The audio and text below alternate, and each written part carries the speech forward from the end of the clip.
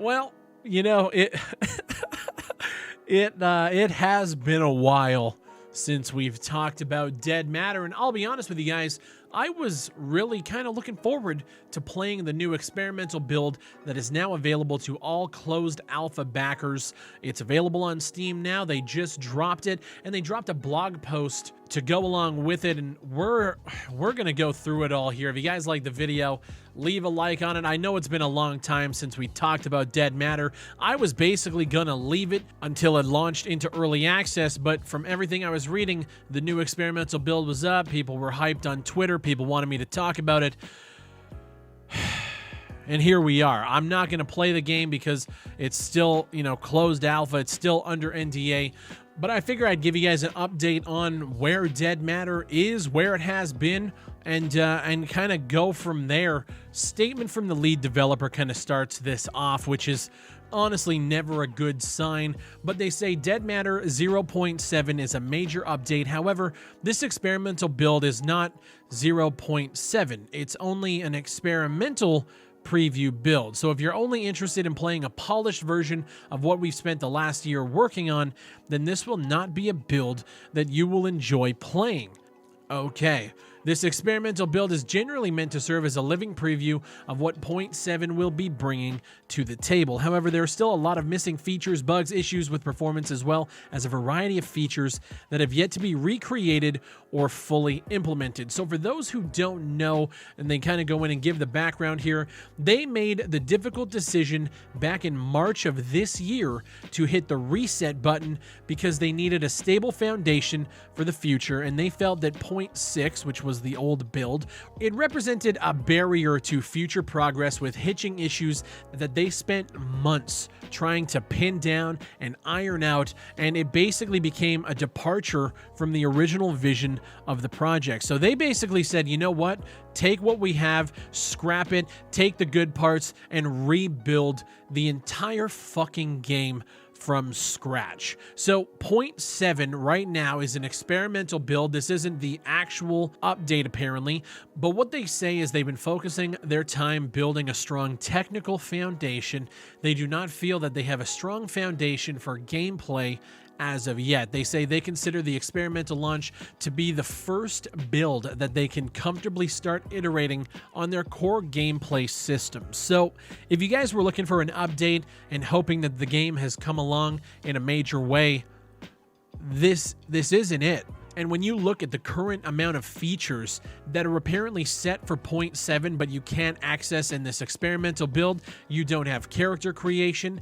Tasks that are given to players via an NPC are technically supported, but they're still working on a lot of content that require, making the tasks fulfilling. Crafting does not have any recipes set up. Advanced medicals such as bleeding, deep wounds, etc. are currently disabled. Aircraft currently do not spawn. Advanced vehicle spawning tools don't function.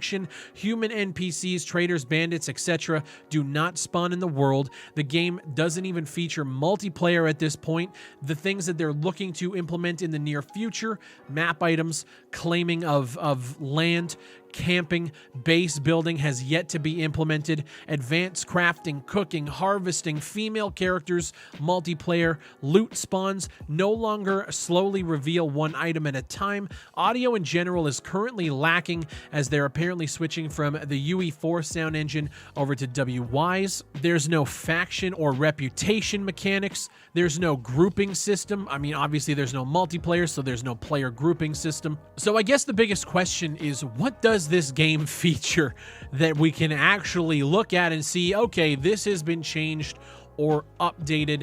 There's apparently been interior lighting. It's been completely overhauled. Real-time global illumination, partially dependent on the new interior lighting solutions that they're working on or that they've worked on. There's been improvements to skin shading. All AI have been rewritten from the ground up. All third-person animations now match the quality of the first-person animations. Loot spawning has been rewritten, so you can now steal backpack containers that you'd find in the world. You can also now find items in the world instead of only via containers, which, I mean, yeah. So like I said before, is a lot of technical foundation and not a lot of gameplay, which I'll be honest, at this point in the game, it's pretty disappointing. They're saying that early access is going to launch sometime in 2022.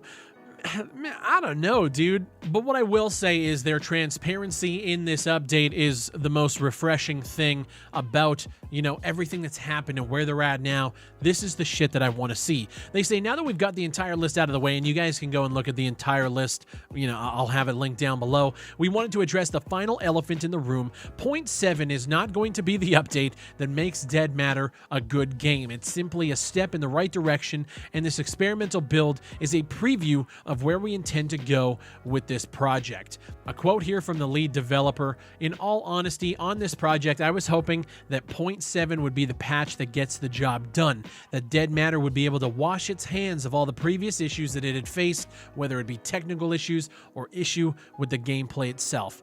I've personally written a large chunk of the code changes myself, and truth be told, after rewriting a system after another system after yet another, it started to feel like we were in an inescapable pit of shit to do." And seeing that original build and remembering how that launch went down, yeah, 100%. I started to question the decision to hit the reset button and even felt it was not worth it at different points in the past. However, it did not stop me from pressing forward.